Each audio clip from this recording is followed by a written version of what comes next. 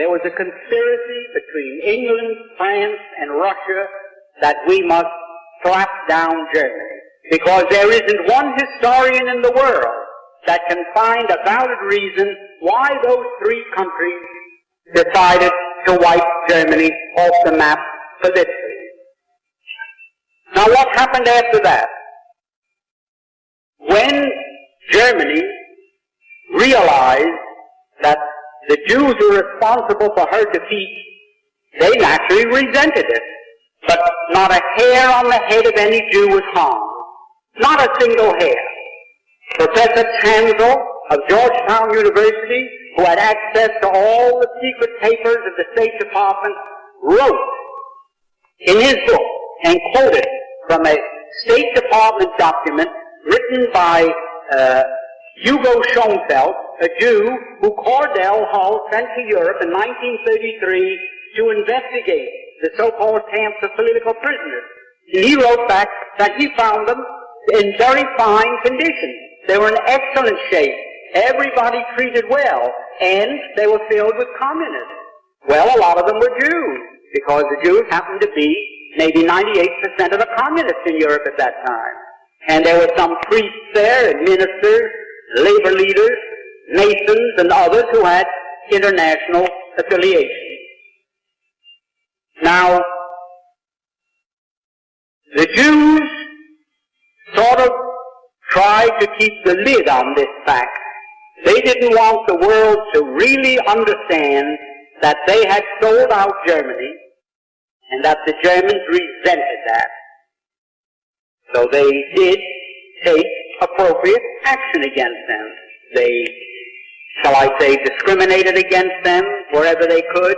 They shunned them, the same as we would the Chinese or the Negroes or the Catholics or anyone in this country that sold us out to an enemy and brought about our defeat. Now, after a while, the Jews of the world didn't know what to do, so they called a meeting in Amsterdam. Jews from every country in the world attended in July 1933.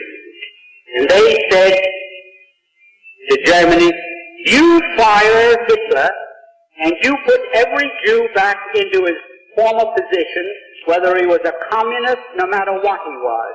You can't treat us that way. And we, the Jews of the world, are calling upon you and serving this ultimatum upon you. Well, the Germans told them, you can imagine. So what did they do? They broke up.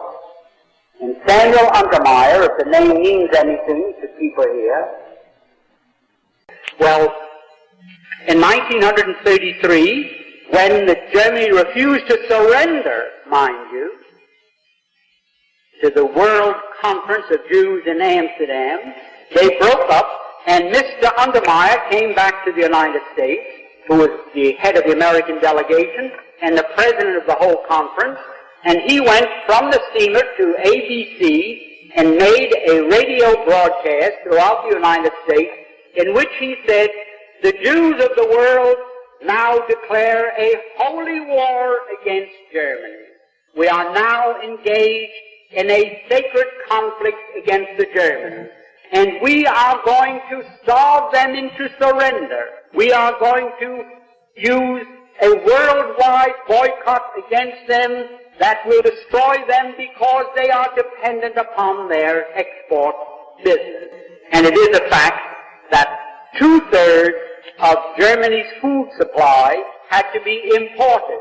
And it could only be imported with the proceeds of what they exported, their labor. So if Germany could not export, 2/3 of Germany's population would have to starve. There just was not enough food for more than 1/3 of a population. Now, in this declaration, which I have here, it was printed and a whole page, in the New York Times on August 7th, 1933, Mr. Samuel Untermeyer boldly stated that this economic boycott is our means of self-defense. President Roosevelt has advocated its use in the NRA, which some of you may remember, where everybody was to be boycotted unless they followed the rules laid down by the New Deal, which of course was declared unconstitutional by the Supreme Court at that time. Nevertheless, the Jews of the world declared a boycott against Germany, and it was so effective that you couldn't find one thing in any store anywhere in the world with the words "Made in Germany" on it.